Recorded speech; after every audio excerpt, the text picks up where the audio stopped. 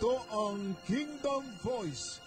Inyong mapapakinggan ang tapat na pagpapahayag ng pabalita ng kaharian ng Panginoong Hesukristo bago ang kanyang pagparito. Inyo pong makakasama ang mga kasapi ng Reasons of Faith Ministry. Magandang gabi po sa inyong lahat, mga giliw naming taga-subaybay. Luzon, Visayas at Mindanao, sa ating mga kababayan sa Pilipinas, ganoon din sa ating mga kababayan sa iba't ibang dako ng ating daigdig. Binabati po namin kayo ng isang magandang gabi, magandang araw. Nawa ay nasa mabuti tayong kalagayan. Muling sumasapit sa inyo mga kaibigan ang programang Kingdom Voice. Muli magpapatuloy po tayo ng ating Bible Study online. At ang paksa po na ating tatalakay ngayon ay pagpapatuloy sa atin hong pinaksa nung nakaraan regarding sa kalagayan ng patay. Ang atin hong paksa ngayon ay immortality of the soul. Kaano nga ba katotoo ang aral na immortality of the soul? Kanino ito nanggaling? At ano ang binabanggit nito sa ating panahon? Well, yan po ang paksang ating lilimiin at hihimay-himayin. Kahit kami po yung nag-aanyaya, mga kaibigan, nasamahan niyo po kami sa loob ng isang oras. At kasama natin para talakayin ang nasabing paksa, narito si Brother Neil. Ayan, magandang gabi po sa inyong lahat, mga ginigilaw naming tagapakinig. Muli tayong mag-aaral ng salita ng ating Panginoon. Magpapalakasan sa isa't isa at gayon din na napakaganda ang topic natin, mga kapatid. Sapagkat marami sa atin, Brother Jay, ang naliligaw at naluloko sa mga maling katuruan, lalong-lalo na ang sa paksang immortality of the soul. At yan ang ating lilinawin at pag-aaralan mula mismo sa banal na kasulatan, Brother Neil. Pero bago tayo dumako sa ating pag-aaral, tayo muna ay magtatagubilin sa Panginoon. Tayo po, mga kaibigan, ay manalangin. Banal at makapangyarihan naming Diyos, binabalik namin ang papuri at pasasalamat sa pribilehiyo na ipinagkaloob nyo sa inyong abang lingkod upang minsan pa, Panginoon, ay maibahagi namin sa aming mga kaibigan at mga kapatid ang mga aral mula sa inyong banal na kasulatan. Tulungan, O Diyos, na ang pumagitna sa amin ay ang kapangyarihan ng Espiritu Santo na siyang magbibigay ng buong kaunawaan tungkol sa kanyang ipinasulat sa banal na kasulatan. Pagpalain ang aming mga kaibigan, anuman ang kanilang kalagayan sa mga oras na ito, O Diyos, naway makasumpong sila ng kapayapaan at kapahingahan sa mga oras na ito at pag-asa sa pamamagitan ng inyo pong mga salita. Nawa, O Diyos, ang inyong banal na salita ay magbigay na tunay na kaliwanagan sa buhay ng bawat isa na nagugulumihanan sa panahong ito. Muli, salamat. Ito ang aming panalangin sa pangalan ng Panginoong Hesus. Amen. Amen. Okay, Brother Neil, atin ding pansamantalang hindi makakasama si Brother Dante. Siya ay nasa isang lugar ng pagdalaw sa ating mga kapatid. No? So, pansamantala hindi natin siya makakasama. Ngunit kami po'y umaasa na ang atin pong mga kaibigan ay makakasama natin dito sa atin hong Bible Study online. Kagaya ng nabanggit, mga kaibigan, ang atin hong pag-aaralan ay pagpapatuloy ng ating pinag-aaralan nung nakaraan. Nais ko lang balik tanawan, Brother Neil, yung ating paksa na ating pinag-aralan na nung tayo po ay create ng Panginoon, ayon sa Genesis 2 verse 7, may dalawa pong component. Yan po ay hinugis tayo ng Diyos mula sa alabok at yung alabok na ito ay hiningahan niya ng hininga ng buhay. Kaya tayo po ay tinawag na living soul. Tayo po mismo, yung soul. Ngayon, nung dahil sa nagkaroon ng kasalanan, na-reverse po yung kalagayan ng tao. Tayo po bilang living soul, kung maaalis ang spirit o yung buhay na ibinigay ng Diyos, ito po yung tinatawag na dead body, and eventually itong dead body na ito ay babalik sa alabok. Ang sabi sa 12:7 kung saan nagmula, no? So pinaghayag din sa atin ng Biblia kung ano yung kondisyon ng taong namatay. Ang sabi ng Diyos na siyang may lalang sa atin, wala nang consciousness. He has no thought, sabi sa Psalms 146 verse 4. Wala rin siyang kaalaman kahit gaano siya karunong nung siya'y nabubuhay, Brother Neil. Pagpatay, mga kaibigan, wala na siyang kaalaman. Kahit si Solomon na tinaguri ang puno ng karunungan nung hiningi niya sa Diyos yung wisdom, ibinigay sa kanya. Pero ang sabi, siya mismo ang nagsabi na kapag patay, wala nang nalalaman. Ganon din, wala na ring emotion or kahit yung pag-ibig niya, wala na. Ganon din, wala nang gawain. Kaya nga ang panawagan, kung kaya mong gawin habang buhay ka, gawin mo na. Dahil sa libingan, wala na. Kung kinukumpara ho tayo sa hayop, babalik sa alabok. Yung walang buhay na katawan, babalik sa alabok. At sinasabi din sa atin ng banal na kasulatan na kapag patay na, hindi na makapaglulupupuri sa Diyos. Hindi na siya makapagbigay luwalhati sa ating Panginoong Diyos. Ano pa yung kalagayan ng patay? Di nasa libingan na. Kahit ho yung mga mabubuting lingkod ng Diyos, kagaya ni David, ang sabi sa Acts chapter 2 verse 34, Brother Neil, ang sabi diyan, for David did not ascend into heavens. Ayan. Kasi may paniniwala, kagaya ng ating pinag-aralan noong nakaraan, Brother Neil, na pag namatay, kapag mabuti, nasa langit na. Pero si David, isang lingkod ng Diyos, tinagurian ng Biblia, na malapit sa puso ng Diyos. Pero sabi ni Pedro nung nangangaral, na hindi siya umakyat sa langit. Saan kaya siya? Nasa grave. Ayun, kagaya ng naiintindihan ni Job. Sa 17 verse 13, anong sabi niya? Ang sabi niyan, if I wait, the grave is mine. House. Ayan. My grave is mine house. Yan. Habang naghihintay, ibig sabihin kasi rito mga kaibigan, hinihintay natin yung pagdating ng Panginoong Jesucristo at habang naghihintay, natutulog doon sa libingan. At higit sa lahat, gusto nating ipaintindi na yung soul na nagkasala, it shall die. Namamatay yung kaluluwa.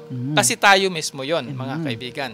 Then, ulitin lang natin, 5:28 at 29 ng Juan, lahat ho nang namatay nasa libingan.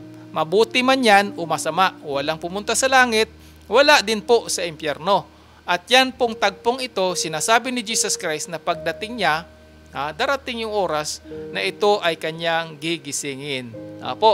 Again, sa banal na kasulatan, 53 times na hinahayag ng Biblia na ang kamatayan ay isang pagtulog.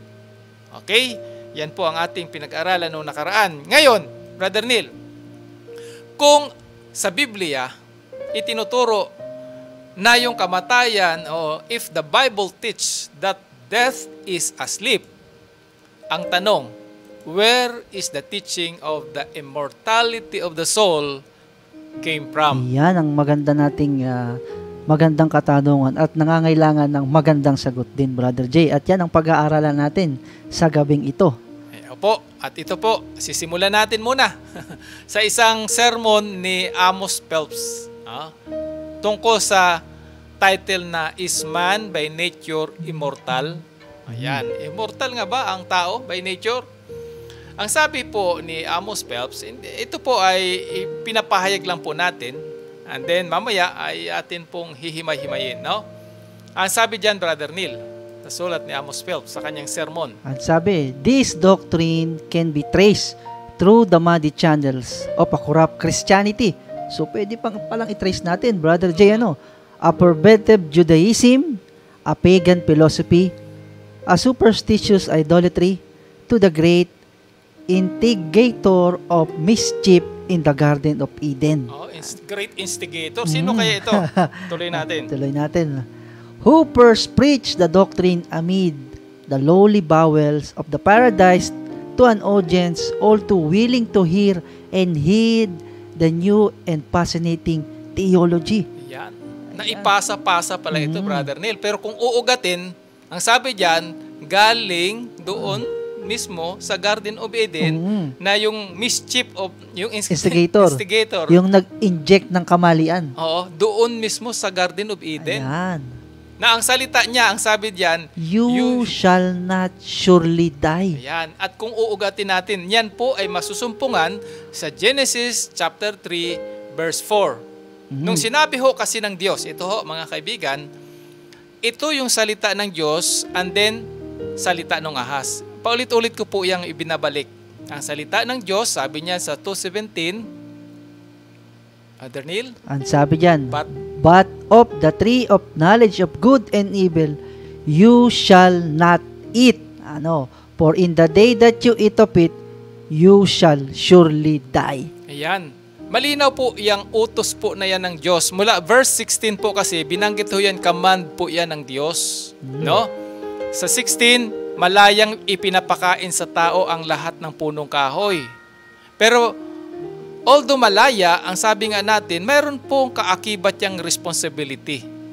Lahat ng kalayaan, kahit nga sa kalayaan sa pagsasalita, Brother Neil, may kalayaan ka magsalita, pero hindi ibig sabihin, lahat sasabihin mo na.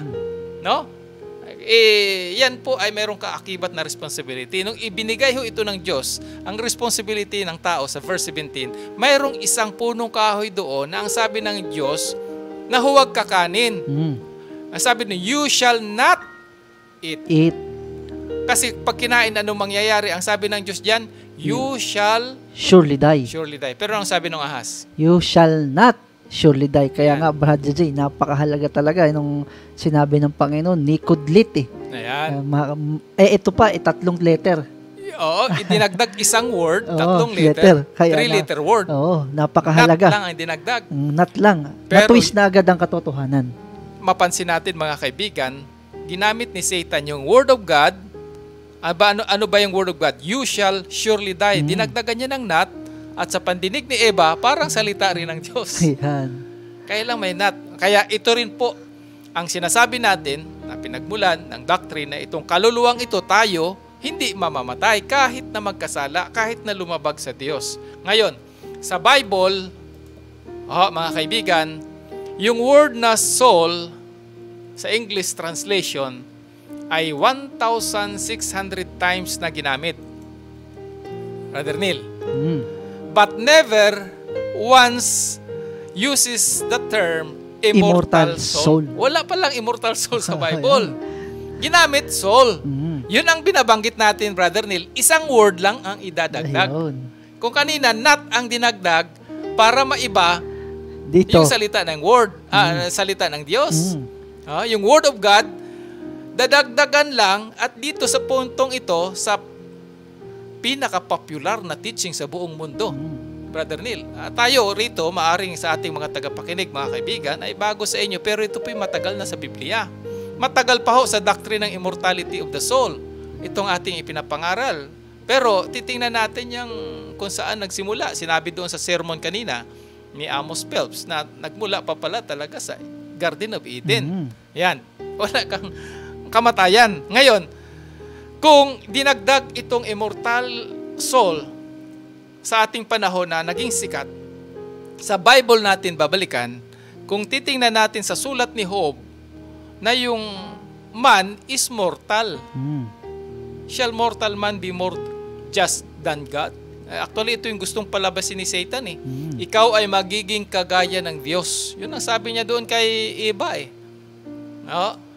Only God is immortal, mga kaibigan. Yung may buhay talaga sa sarili. Sa 1 Timothy chapter 6 verse 16 particular, nandoon po ang pahayag na ang Diyos po ay immortal. Tayo pong tao, mortal na mamatay. Wala pong soul, kasi yung soul, kagaya ng pag-aaral natin nung nakaraan, Brother Neil, tayo mismo. At tayo ay namamatay. Sa binasa nating talata kanina, soul that sin, die. Perish. Or perish. Ayun. No? At saka, 2 components lang, mga kapatid, lating nagtatandaan.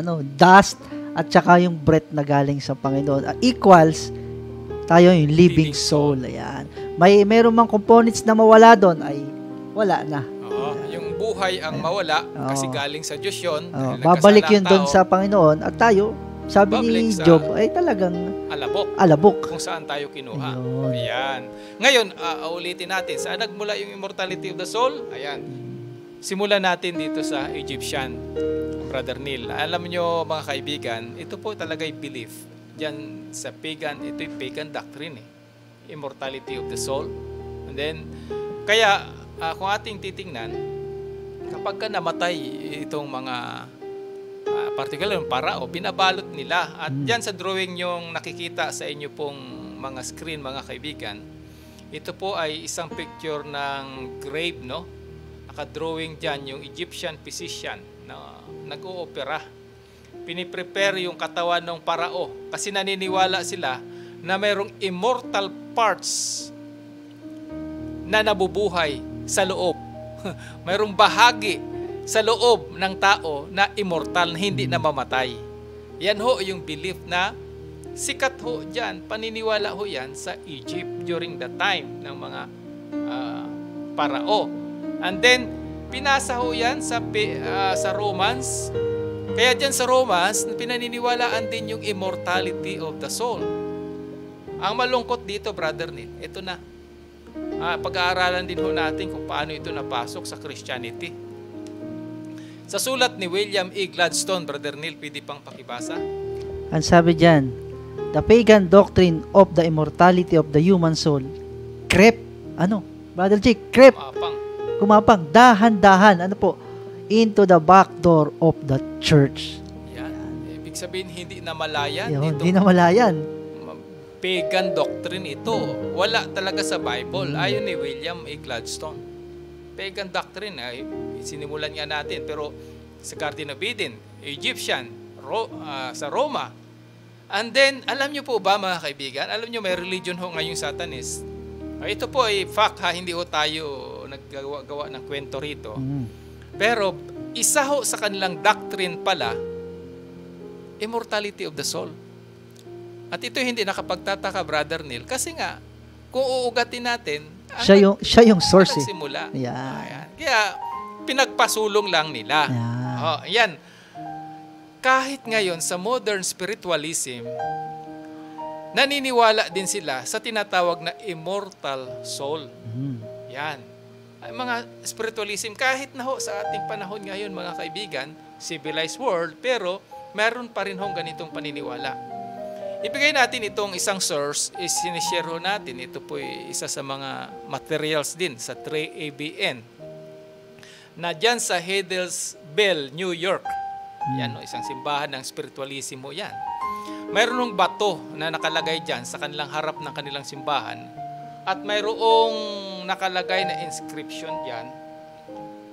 Ang sabi ho diyan, mga kaibigan, kung inyo pong makikita sa inyong screen.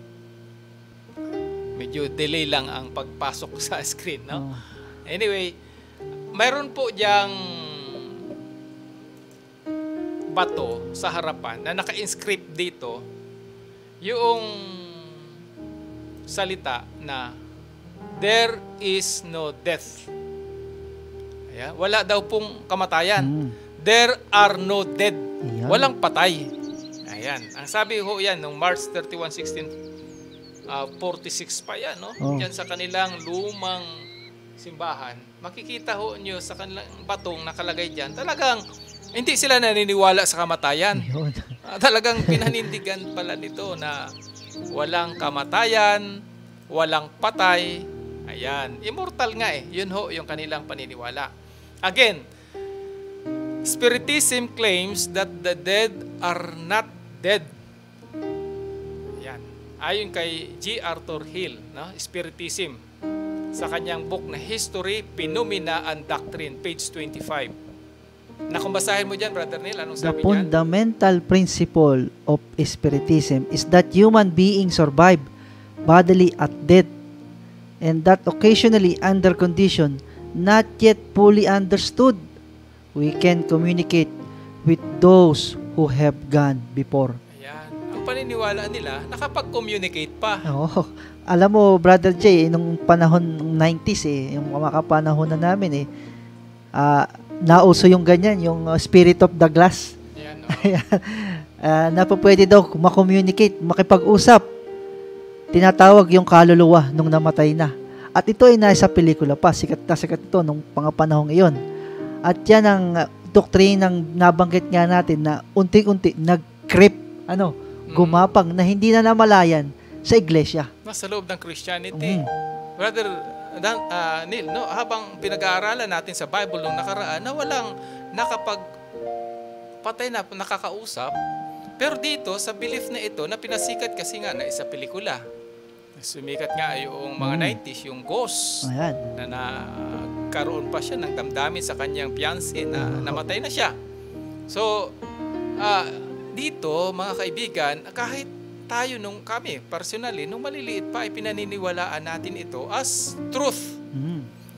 Dahil nga, mga kilalang tao ang nagbibigay nito ng pangangaral at maraming tao. Iba't ibang grupo ng mga marurunong na kinukonsider natin mga tao. Ayan, isa pa, sa sulat naman ni Sir Oliver Lodge, isa ring spiritualist, Brother Neil. Ano sabi niya? There is no dead in graveyard. Uy, parang nagsalungot na sa sinabi ng salita ng Panginoon eh. I have frequent talk with the dead. Ayan, I cannot doubt that the people live after death, for I frequently talk with them. Ayan. Alam niyo mga kaibigan, ito po yung experience nila. Na talaga naman, yung sinabi niya, Brother Neil, na I have frequently talks with the dead, ako'y naniniwala dito. Hindi ho natin maitatanggi na meron ho talagang nakakausap. Kaya, hindi ho natin yan pwedeng sabihin, hindi totoo yan. Na-experience niya eh. Experience niya po kasi yun eh. Kaya sinasabi niya, I cannot doubt that the people live after death, for I frequently talk with them. So yun ang hindi tama. Na porkit may namatay, yun yung talaga nakakausap niya. Kagaya nung ating pag-aaral noong nakaraan. Mabalikan natin yan, Brother Neil. Pero, uulitin po natin mga kaibigan, totoo pong may mga karanasan at marahil kayo po, aming mga tagapakinig, mga kaibigan, ay maaaring naranasan nyo na parang may nakipag-usap sa inyong mahal sa buhay ninyong pumanaw na. At dito nga, tuwing, tawag doon, yung piyesta ng patay sa November atin. 1. Merong mapalabas sa TV. All Souls Day ba yun? All Saints Day? All Saints Day. Piyesta ng patay. Ayan, May mga piyesta panahon na pala yan. sila. Buti pa yung patay, may piyesta. Anyway, alam nyo mga kaibigan, ito po yung sikat kasi nga sa tuwing mga ganitong occasion ay meron talagang mga pinapalabas sa TV at nakikita natin na itong mga spiritists na ito ay talagang nakakausap nila ang wika. Yung namatay sa isang bahay na luma, nakikita nila yung espiritu. Ayan, tingnan natin. Babalikan ko mamaya yan. Pero again, yung sinulat dito ni A.W. Sprague, isa ring spiritualist, sama-samahin muna natin. Iisa sila ng tono eh. Okay? Spiritualism says that the dead know more than living. Mas matalino pa pala sila, Brother Neil, kaysa sa mga buhay. Samantalang kanina, wala nang nalalaman yung binasa natin, yung condition ng namatay. Kaya pala kahit sa mga bansang mayayaman, yung mga namatay na mga ekonomista, kinukonsulta nila Brother Neil, para yung mga economist na namatay na magagaling. Kasi iniisip nila na mas marunong sila. Kahit sa parte ng Amerika, nangyayari po yan mga kaibigan. No? Nagkukonsulta sila sa patay. Ngayon, kung ating paniniwalaan ito, yung sinabi doon sa Genesis 3:4 ni Satan, the serpent, sa buma na, ye shall not surely die. In these passages, the devil told the truth. At lumalabas dito, the Lord is in error. Ayun, ang Panginoon pa naging mali. Kasi yan nga ho ang nakakalungkot mga kaibigan, kung hindi ho natin mabantayan yung salita ng Diyos na tinitwist ni Satan, maari ho natin mapaniwalaan ang problema po yan ay kapahamakan eh. Kaya nga ho, pinabobroadcast ho natin ito sa ating mga giliw na kaibigan. Kanino nang galing? Sinabi ho dito, mga spiritualist, yung pinasikat sa ating panahon, but kung uugatin pala natin, sa great instigator. Sa great instigator ng kasinungalingan. Now, pupuntahan uli natin yung Bible. No? At siguro bago tayo, wala tayong kakanta ngayon. So, ayan, mga kaibigan, ituloy muna natin. Ituloy na natin siguro. Okay? Balikan po natin yung banal na kasulatan. Ano ba yung sabi ng Diyos tungkol sa pagkukonsulta sa mga spiritists, sa mga patay? Ano ba ang sabi ng Diyos sa Isaiah 8:19? Ang sabi diyan, Brother Jay, when someone tell you to consult medium and spirit who whisper and mutter, you should not a people inquire of their God. Ayan. Brother Jay, maliwanag. Bakit kayo kumukonsulta dyan? Di ba mas maganda kumonsulta kayo sa ating Panginoon? Why consult the dead on behalf of the living? Ayan. Mga kaibigan, ito po yung salita ng Diyos. Sinasabi ho ito ng Diyos sa kanyang bayan.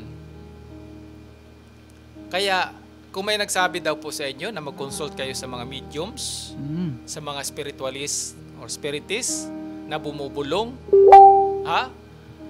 should not a people inquire of their God? Alam nyo, ang sabi ho sa Bible, ang ating Panginoong Diyos ay mapanibuhuin. I am a jealous God. Jealous God. Kapag may problema ho tayo, mag-pray ho tayo sa Diyos. May pangailangan tayo sa Kanya ng karunungan, hingin ho natin sa Diyos. Kaya nga ang sabi niya, bakit sa patay kayo nagkukonsulta? Ipapatawag niyo yung mga mediums, mga spiritists, para magkonsulta sa patay.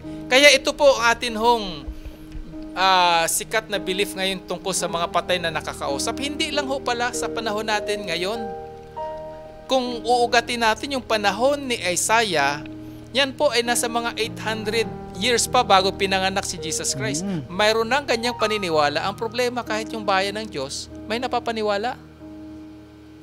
Sikat na o yan. Although uulitin natin, nagmula pa sa Garden of Eden, ang word of the serpent, ito pala sa panahon maging bayan ng Diyos, isa sa doctrine para sirain ng kaaway ang bayan ng Diyos ay ipaniwala na yung patay, pwede pang kausapin. Kaya ang sabi, ulitin yan, why consult the dead in behalf of the living? Di ba sa Diyos tayo dapat mag-inquire? Yun ang sabi dito sa salitang ito. And then ituloy natin sa verse 20. Isaiah 8 verse 20. Ang sabi dyan, Brother J, to the law and to the testimony, if they do not speak according to this word, ayan, merong talagang dapat na pinasasaligan. It is because there is no light in them.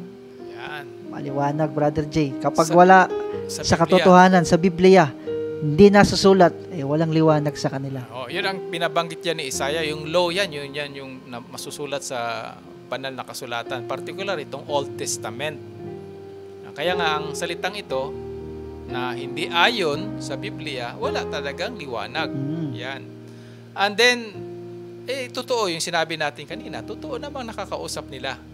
Pero ang sabi ho sa Biblia, although totoo, sino kaya yun? Yun ba yung kamag-anak nating namatay? Anong sabi dyan, Brother? Ang sabi dyan, Brother J, sa Revelation 16:14, for they are the spirit of devils working miracles. Ayan. Spirit of devils pala. Working miracles. Yan, mga kaibigan. Kaya uulitin natin, hindi porket naranasan natin totoo na. Kasi dito, gustong pagtibayin ni Satan sa isipan ng tao na totoo yung doktrina ng immortality of the soul, kaya magpapanggap yung kanyang mga kampon para mag-act, mag-anyo na kagaya o magboses na kagaya nung namatay nating kamag-anak. Kanilang mga kamag-anak. Alalahanin natin, mga ginigilaw namin tagapakinig, na si Satan ay tinapon dito, hindi lang mag-isa, Brother J. May 1/3 siyang kasama. At mga daya. At alalahanin natin na, mga kapatid, na si Satan ay hindi creator. Created being siya. Kaya wala siyang kakayanan na bubuhay ng patay. Ang kakayanan lang niya, ayon nga sa napag-aralan natin noong nakaraang topic, ay gumaya lang. Yung panggagaya, ano yan, masama yan, Brother J. Parang pangungupa yan sa test. Parang ganun, di ba? Ngayon, actually, lahat ng ginagawa ni Satan dito ay, kumbaga, gagayahin niya, tapos, ayan, idadayain niya lang yung mga tao. Anyway, mga kaibigan, kung ang question ay, kaya bang gumawa ng mga devils na miracle? Ayan. Si Jesus Christ mismo, nagsabi rito sa verse Matthew 24:24. Ang sabi, for there shall arise false Christ and false prophets, and shall shew great sign and wonders, in so much that if it were possible, they shall deceive the very elect. Ayan. False, and sabi niya, false Christ, false prophets. They show great sign and wonders. Ayan. Signs and wonders. Kaya pala nila ng mga miracles. At ang problema nito, pati yung mga elect ay nabibihag. Dahil doon sa kanyang mga ginagawang mga mirakulo. Isang halimbawa nga ito, Brother J, nung nabanggit nga natin yun, yung panahon pa ng mga Egyptian Nung si Moses ay tinapon yung tungkod eh. 'Di ba? Naging ahas. Ay sabi, kaya din namin 'yan. Ginagawa din. Oo. Kaya lang, kinain yung kanilang ahas. Ayun, yan. May limitation yun eh. May limitation, Mga tama. trick ng kaaway, kung ikumpara sa kapangyarihan ng Diyos, may limitation.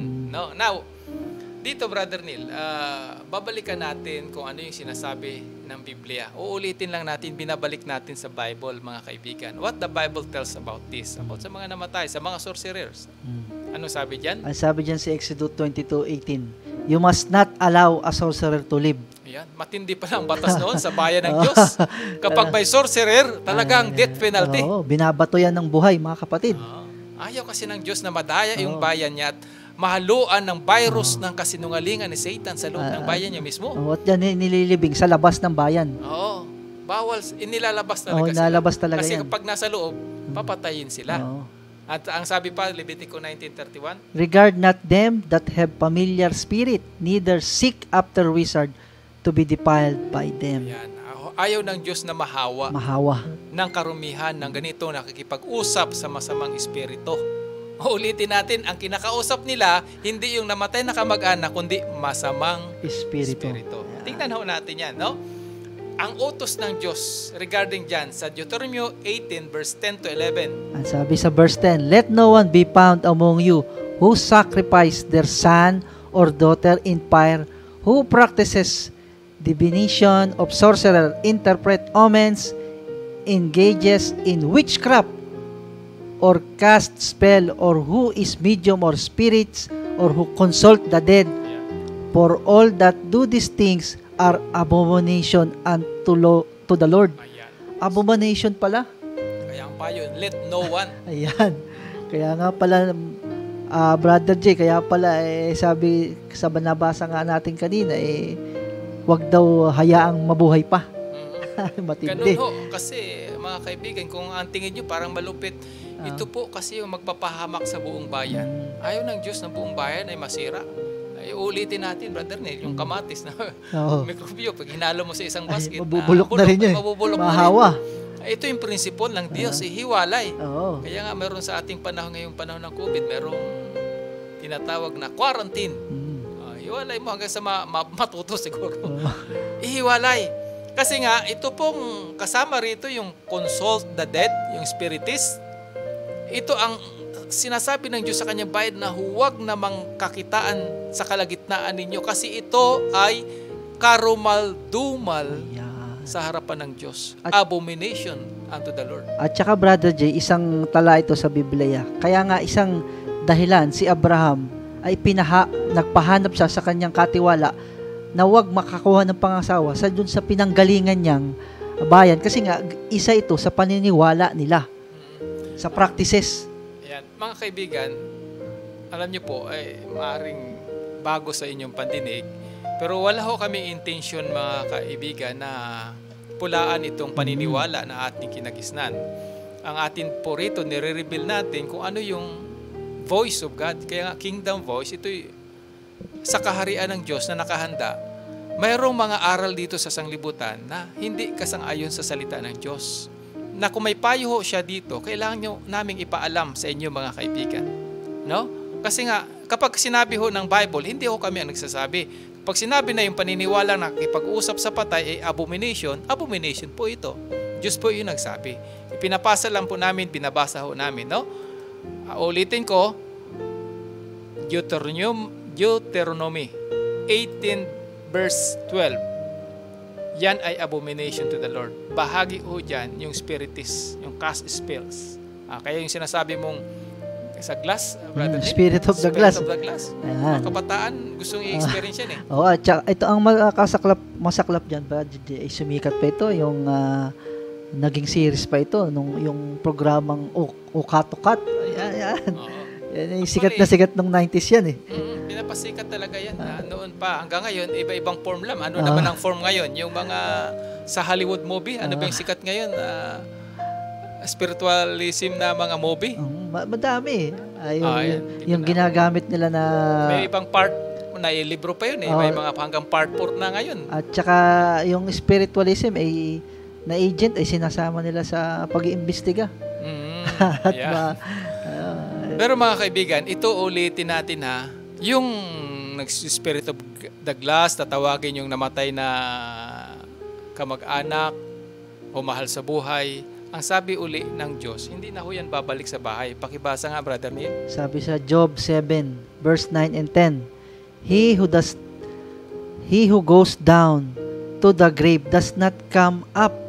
He shall never return to his house, nor shall his place know him anymore. Ayan. Hindi na pala babalik sa kanyang bahay. Pero ito, may binagamit silang talata, Brother Neil. And so siguro, para mabalansin natin, may talata silang ginagamit na mayroong nakakausap. So himay-himayin natin yung talatang yan sa yung banal na kasulatan, Brother Neil. Diyan sa book ng 1 Samuel, chapter 28. Kung babasahin po natin dyan, verse 7, yung tagpo na ito pong si Saul, hari ho ito ng Israel. Okay? Na nung nais niya na hanapin si Samuel, at this point, wala na po si Samuel namatay na. So gusto niya na siya pa'y bagabag at may nais na makipagdigma sa kanila.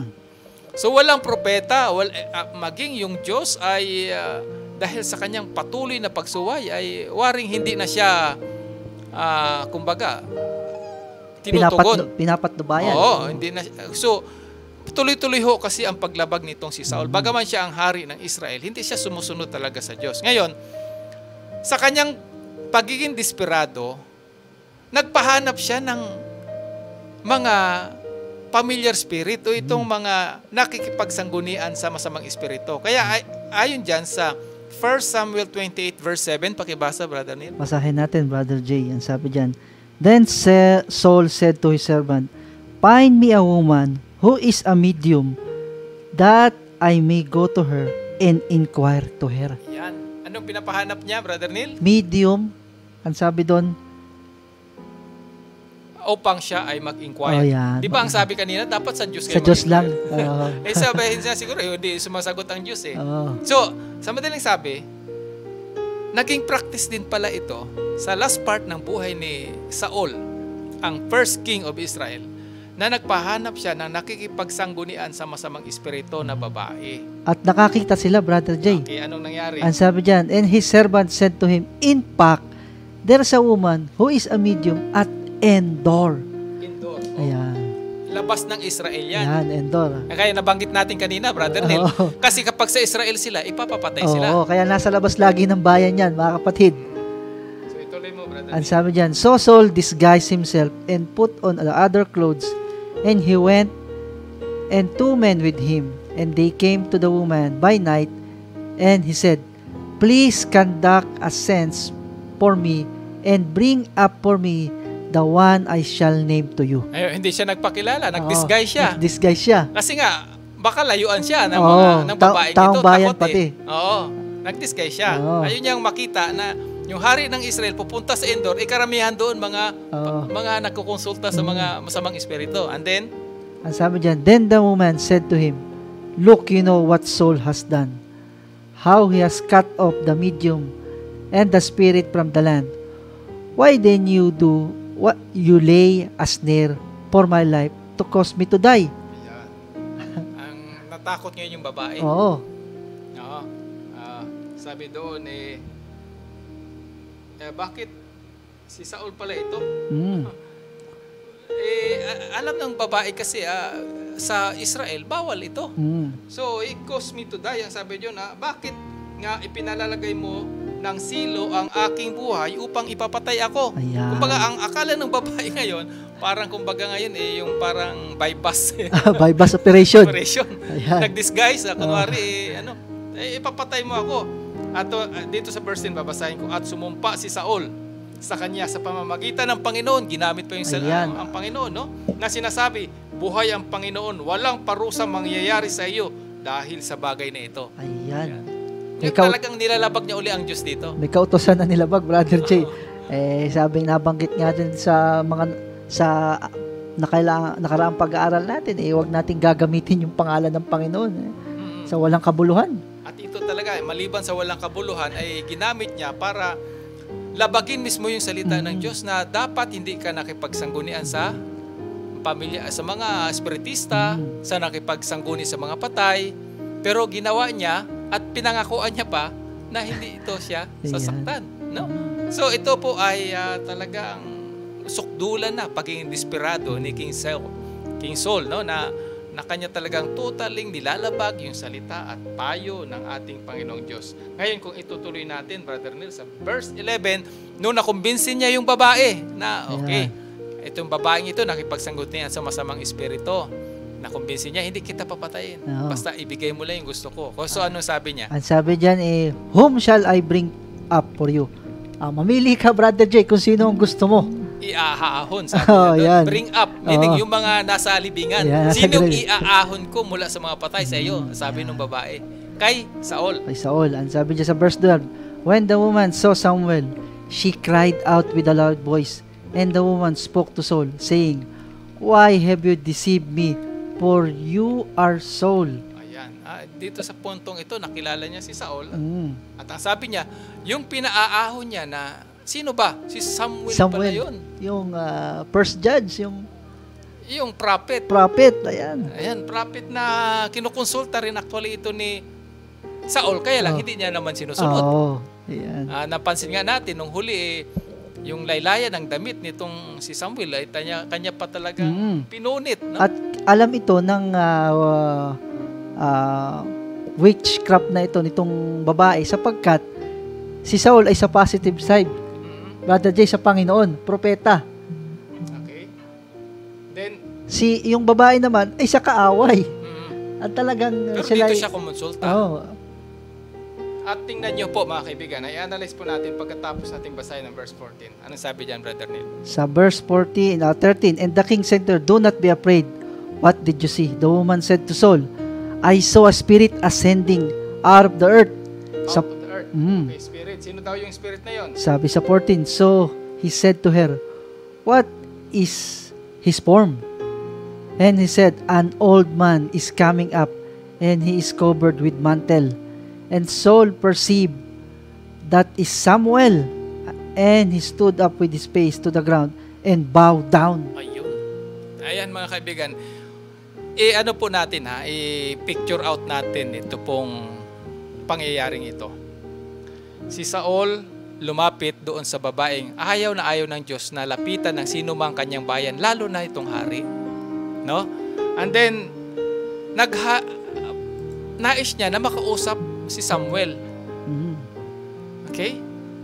At nakita nung babae, ang nakakita ay babae, hindi si Saul. Sinabi lang nung babae doon sa verse 13 kung sino yung kanyang nakita. An old man. Ang sinabi lang sa kanya, yung matandang lalaki or yung old man. No?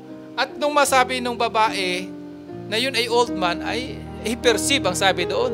Inakala niya na yung nakita ng babae ay yun yung si Samuel. Yan, totoo nga ba yung si Samuel? Una, mga kaibigan, sinasabi ng Bible na ang patay ay hindi na pumabalik pa sa kanyang bahay. Wala na siyang nalalaman. Siya ay nasa kanyang lupa. So, ang tanong dito, sino yung kausap ng babae na sinasabi niya na yun ay ang nakita niya? Sino kaya ito?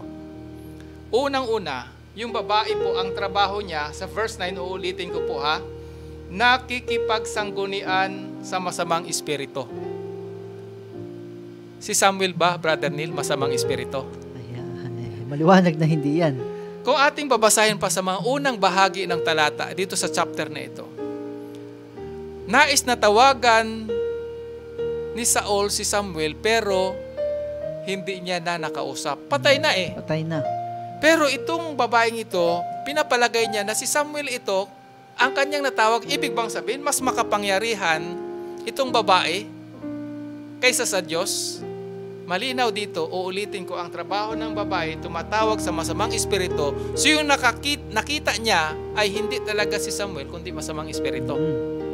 At kung totoong ang paniniwala na yung mabuti ay nasa langit, bakit ang sabi rito, yun ang galing sa ilalim, lilitaw sa lupa? Kasi ang belief kasi, pagka ikaw ay ligtas, o kagaya ni Samuel, prophet ito, nasa langit. Oo. Pag masama, nasa ilalim ng lupa. Ayun yung belief nila noon eh. Bakit ito galing sa lupa, sa ilalim ng lupa? Oo. Ito yung mga kaibigan, ginagamit na talata na parang totoo na meron talagang nakakausap na patay. Pero ito po, uulitin ko, gawa ito ng mga devils na ginagawa ni Satan, Brother Neil. Kailangan natin pairalin yung principle talaga ng Bible, Brother Jay. Unang-una sa lahat, mga kapatid, yung pagbabasahin natin yung mga yung sa unahan pa niyan, na sa unahang part pa, Brother Jay, ay desperado nga si Haring Saul eh. Tayo mga kapatid, bilang mga Kristiyanong mananampalataya, kapag tayo in top troubles, talagang hirap na hirap, ay sumangguni tayo sa ating Panginoon. Yun dapat ang ating gawin. Huwag tayong kahit kanino man na sa Panginoon muna talaga, yun siya muna talaga ang unahin natin. Oo. At kung bakit minsan mga kaibigan ay parang hindi ho tayo naririnig, siguro dahil hindi ho kasi sinusundan yung kalooban ng Diyos. Ayaw ng Diyos na lalo pang yung hindi natin, halimbawa, gusto niya makausap si Samuel. Sinabi na nga ng Diyos, pagpatay, wala nang nalalaman. Bakit yung impluensya pa rin sa paniniwala ni Saul, parang pwede pang kausapin yung patay? Kaya nga doon sabi niya, why consult dead? Hindi ba sa Diyos kayo magkonsulta? Di ba nabasa natin sa Isaiah 8:19? So ito yung mga bagay na kung bakit napahamak talaga si Saul dahil sa doktrinang ito. Napahamak ko talaga siya, imbis na mag-repent siya sa kanyang kasamaan para ang Diyos ang tutulong sa kanya laban sa mga bansang sasakop sa kanya. Paano pa siya tutulungan ng Diyos? Ang nilapitan niya yung nakipagsanggunian sa masamang espiritu. Isa pong paalaala sa atin yan, Brother Jay, yung talagang kamalian ay hindi pwedeng itama sa pamamagitan ng isa pang mali. Ayan. At ang magtutuwid lang ho sa atin, mga kaibigan, ay ang banal na kasulatan. Ano ba ho marunong na tao dito sa lupa ang ating pakinggan kung yan po ay lumalaban sa banal na kasulatan? Wala hong liwanag ang sabi ng Biblia. There is no light in them. Isaiah 8:20. Ayan. Maliwanag po yan. Kasi ang patay, mga kaibigan, after na matay, wala na siyang gawain eh. Ano nang kasunod? Sabi sa Hebreo 9:27. Ang sabi dyan, and as it is appointed unto men once to die, but after this, the judgment. Yan. Judgment na. Once to die, yan ho, karugtong na ho, kasunod na ho, judgment. Kaya nga, yung binasa natin kanina, ito, babasahin ulit natin, Brother Neil. Sa pagdating ho ng Panginoon, ang lahat ng patay na judge na, pagdating ng Panginoong Hesus, reward na yung kanyang dadalhin. Anong sabi sa reward na dadalhin? Ang sabi dyan, and behold, I am coming quickly, and my reward is with me to give to everyone according to his work. Ayan. May reward na ang Panginoon. Kaya lang, according to his work. Ano kaya ito? Sinabi rin yan ni John. Si John po ang nagsulat ng Revelation 22. Sa book ni John na sinabi rin ni Jesus Christ, sa John 5, 28, lahat ng nasa libingan, ano mangyayari pagdating ni Jesus Christ? Do not marvel at this, for the hour is coming in which all who are in the grave will hear his voice. Ayan. And then? And come forth those who have done good to the resurrection of life, and those who have done evil to the resurrection of condemnation. Dalawang bagay lang ito, Brother Neil, no? Sabi ni Jesus Christ, uulitin ko, sa kanyang pagdating, dala niya na yung reward. Depende doon sa iyong gawa. Dalawa lang naman kasi ang choice ng tao eh. Binigyan niya tayo ng free will na mababasa ho natin sa Deuteronomy na inilatag sa atin ng Diyos ang buhay at kamatayan, ang pagpapala at sumpa. Sabi ng Diyos, piliin natin yung buhay. Ano po ba yung nice kong Brother Neil, bako ipaliwanag itong talatang ito. Buksan natin ang Deuteronomy 11 mula verse 26. Ito po ang ating choice ngayon, mga kaibigan. Dalawang bagay. Kasi yung reward na ito ay nakadepende sa pagpili natin. Although ang payo ng Diyos, piliin mo yung buhay, madali pong pumili sa buhay eh. Lahat ng ating tagapakinig, alam ko, walang pipili sa kamatayan. Buhay yung ang ating pipiliin. Sa 11:26 ng Deuteronomy, paano ba talaga susumpungan yung buhay? Pag pumili tayo ng buhay, ano ba dapat, Brother Neil? Ang sabi dyan, behold, I set before you today a blessing and a curse. The blessing if you obey the commandments of the Lord your Ayan, God, ayan. which I command you today. Blessing and curse. Yung blessing Pagsunod sa kautusan ng sunod sa utos ating ng Diyos. Panginoon. Ano naman yung curse? And the curse, if you do not obey the commandments of the Lord your God, but turn aside from the way which I command you today, to go after other gods which you have not known. Ayan. Ibang Diyos ang ito. Nangyari kay Saul. Ibang Diyos ang tinawagan eh. Ayan. He did not obey the word of God. Kaya nga, nung mga nakaraan mga kaibigan, tinalakay natin yung utos ng Diyos na napakalaga, na siya mismo yung nagsulat.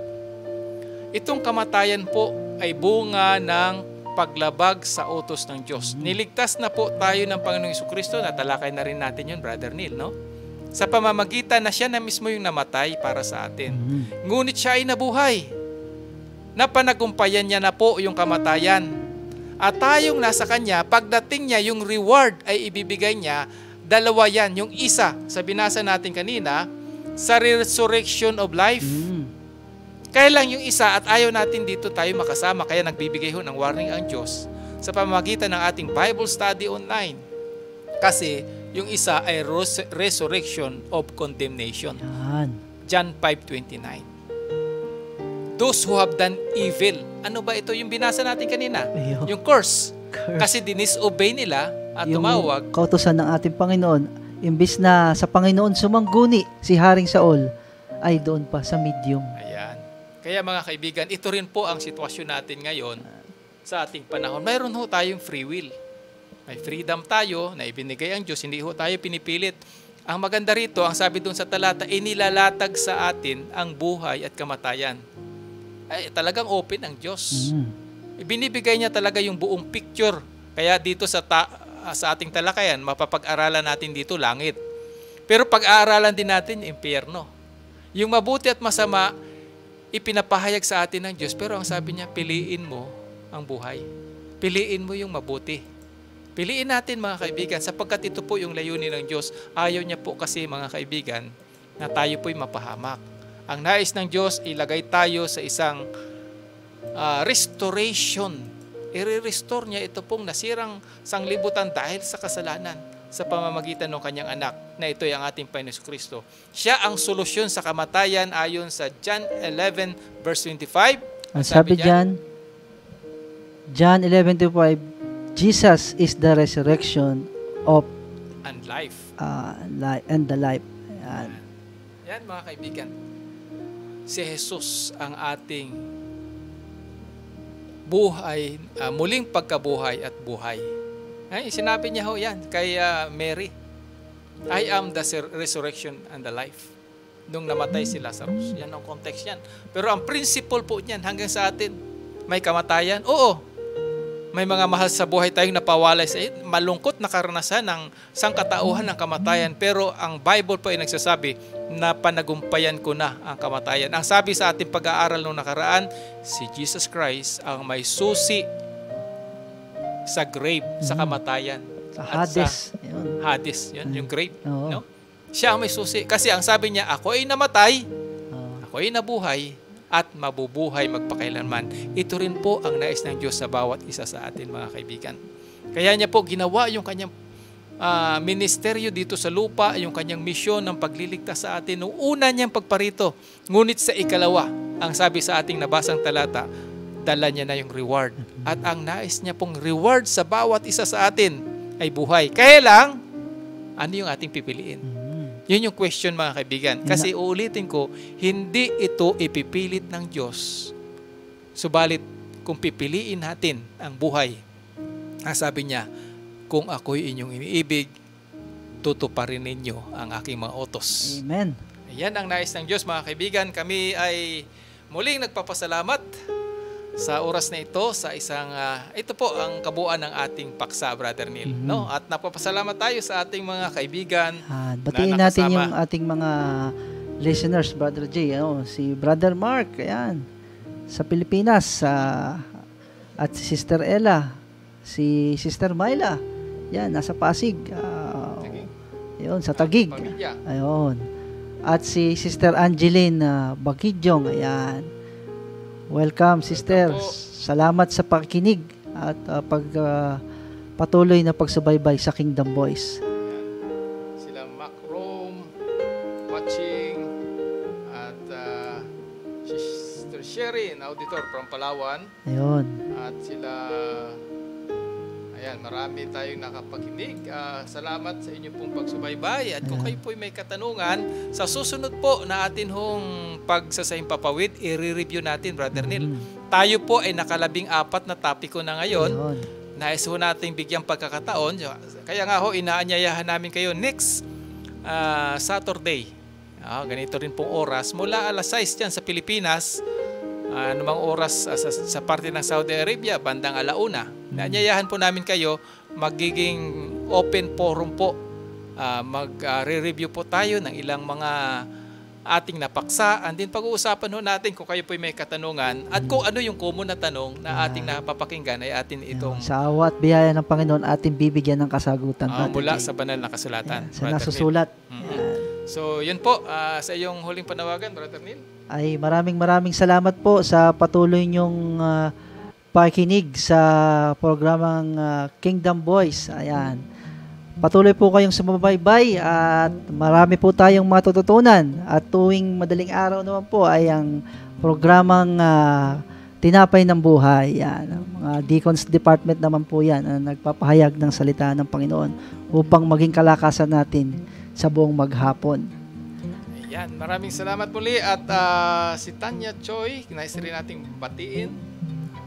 Pahabol na ating taga-subaybay. Muli, inaanyayahan po namin kayo sa susunod na Sabado sa ganitong oras at himpilan.